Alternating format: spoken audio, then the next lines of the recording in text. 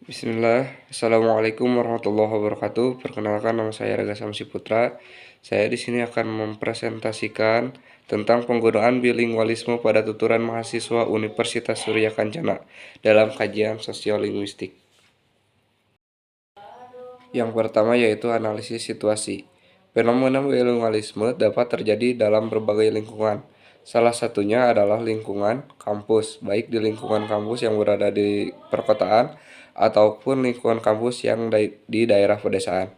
Dalam penggunaan bahasa yang digunakan oleh mahasiswa Universitas Surya Kencana Cianjur memiliki kedewibahasaan yang beraneka ragam, baik dalam bercakap-cakap dengan teman maupun saat bergaul di lingkungan sosial.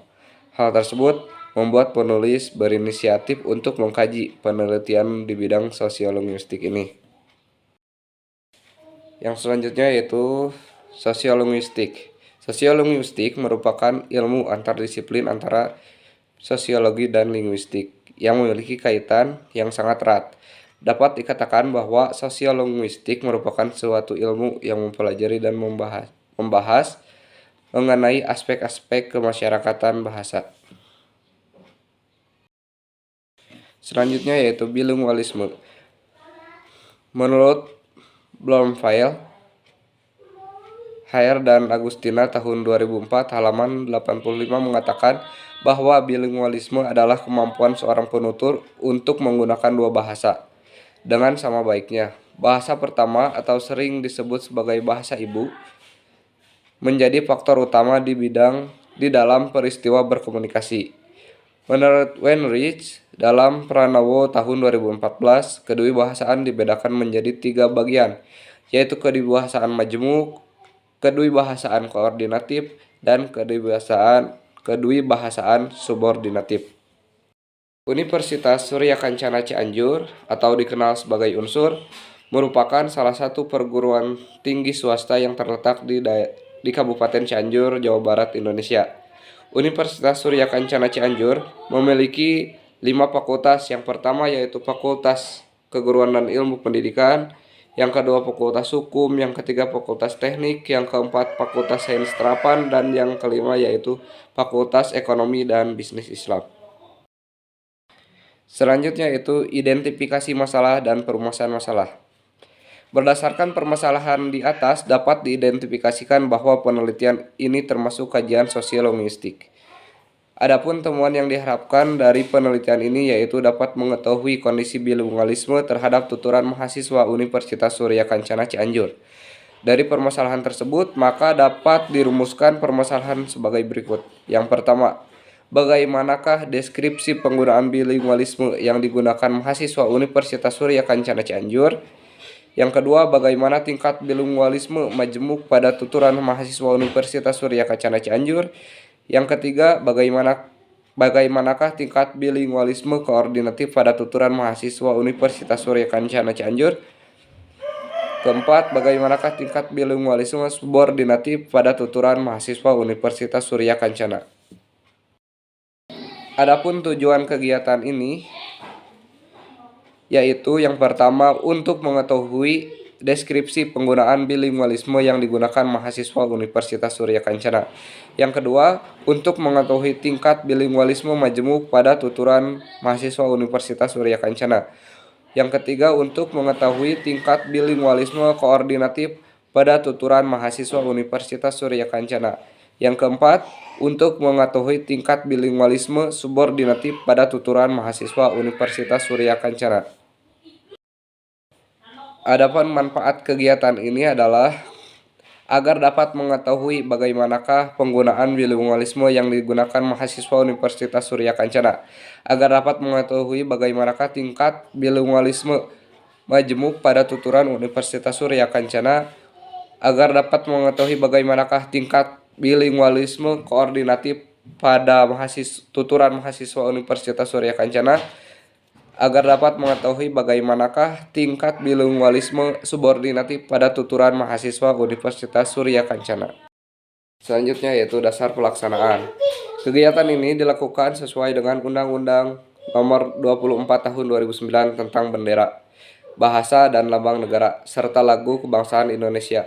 Tugas Badan Pengembangan dan Pembinaan Bahasa Kemendikbud adalah menjaga, merawat, dan memartabatkan bahasa negara yaitu bahasa Indonesia.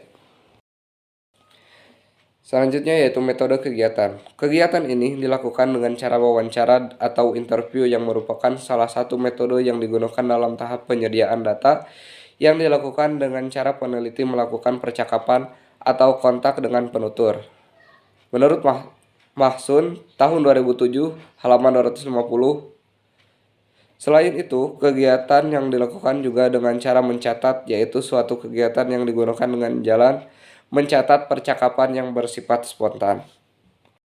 Selanjutnya yaitu rancangan evaluasi. Pada tuturan mahasiswa Universitas Surya Kencana Cianjur, dalam kajian sosiolinguistik dibuat agar penulis dapat mengetahui bahasa apa saja yang digunakan oleh narasumber dalam berkomunikasi. Selain itu, laporan kegiatan pengabdian masyarakat ini bertujuan agar penulis dapat mengetahui narasumber termasuk pada tingkatan bilingualisme majemuk, bilingualisme koordinatif, bilingualisme subordinatif. Penelitian ini dilakukan dengan cara wawancara dengan narasumber secara langsung dan juga mencatat secara spontan apa yang diucapkan narasumber ketika sedang berkomunikasi.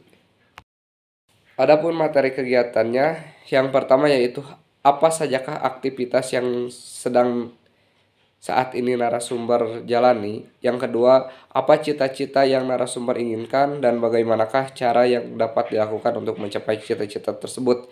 Yang ketiga, kegiatan apa yang sedang narasumber sukai dan tekuni, mengapa demikian. Tempat, waktu, dan anggaran. Tempat yang digunakan oleh penulis dalam mengumpulkan data yang menjadi bahan penelitian adalah Universitas Surya Kencana.